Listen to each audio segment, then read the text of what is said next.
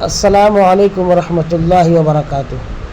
آج ہم لوگ اس ویڈیو میں جانیں گے کہ لفظ آل اور لفظ اہل میں کیا فرق ہے۔ لفظ آل اور لفظ اہل میں چند طریقے سے فرق بیان کیا جاتا ہے۔ نمبر 1، آل کی اضافت شریف اور باعزت شخص کی طرف ہوتی ہے، خواہ شرافت دینیہ ہو، جیسا کہ اللہ تعالیٰ نے فرمایا ان اللہ اصطفیٰ آدم و نوح و آل ابراہیم و آل عمران علی العالمین، یا شرافت دنیاویہ ہو، جیسا کہ اللہ تعالیٰ کا ارشاد ہے وَأَغْرَقْنَا آلَ فِرْعَوْنَ وَأَنْتُمْ تَنْظُرُونَ۔ اور لفظ اہل کی اضافت شریف اور خسیس دونوں کی طرف ہوتی ہے۔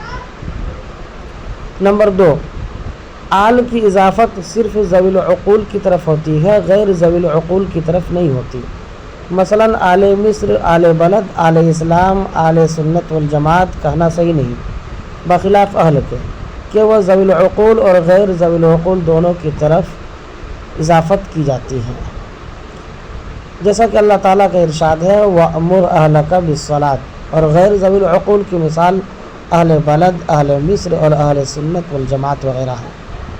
نمبر 3، آل کی اضافت مردوں کی طرف اور اہل کی اضافت مرد اور عورت دونوں کی طرف کی جاتی ہے۔